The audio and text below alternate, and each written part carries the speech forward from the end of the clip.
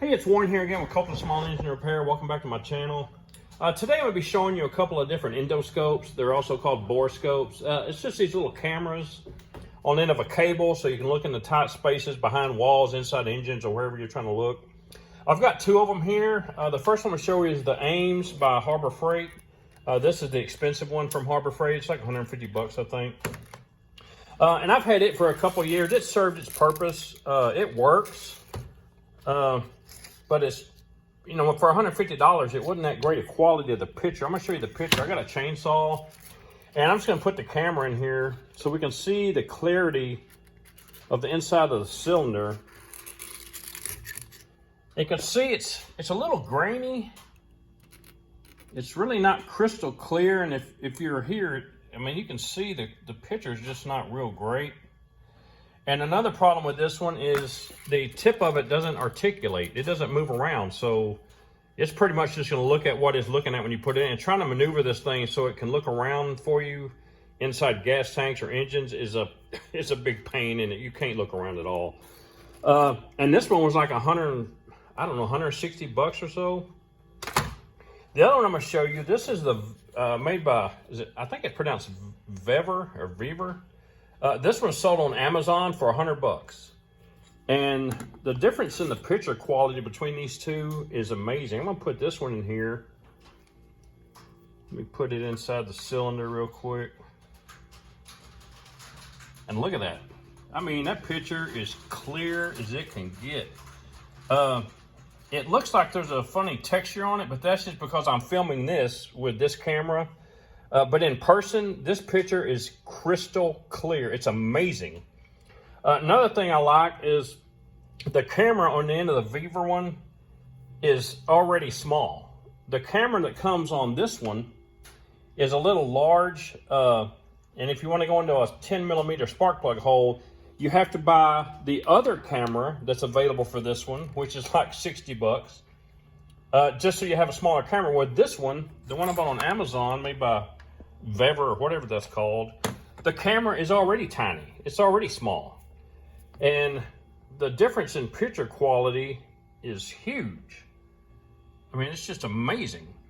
And the best thing about this one I got on Amazon is you turn this knob right here and this little camera articulates. It turns back and forth. I'm going to try to do this with one hand, but I'm going to turn this knob. Watch this thing. It's freaking awesome and amazing, and it takes very little to turn this camera. So you can put this inside an engine, a cylinder, you know, just anywhere, and you can look around with this thing. It's just freaking awesome. And it's a $100 bill. And you don't have to buy a separate tiny camera to get into tighter places. This one's, you know, 160 bucks. It's just how they make this thing that works this well and sell it this cheap is just freaking amazing. But I just wanted to show you the difference in these. And the difference in the video quality is just ridiculous. I'm so happy I pulled the trigger on this thing. I'm gonna try to make it look around with one hand while I got it. See, I can turn this knob down here and look around inside the cylinder. It's just freaking awesome. If you have both hands on it, you can actually turn this cable how you want it. So when the camera moves back and forth, it's looking in different directions that you want it to, if I don't break the thing. But anyway, that's my little video for today. If you're looking for an endoscope, borescope, whatever you want to call it, I would highly recommend this one on Amazon. For 100 bucks, man, you just can't beat the damn thing. It's just freaking ridiculous how cheap it is and how well it works. The main thing is the crystal clarity of the picture and the camera articulating and the size of the camera. And another thing I like about this one is when you're done using it, I'm gonna turn it off. When you're done using this thing, it comes with this little rubber boot that you can put over the camera just to protect it while you're not using it. And don't get this thing, see, it goes on like that. Don't get this thing and use it and throw it in a drawer somewhere and beat the hell out of it.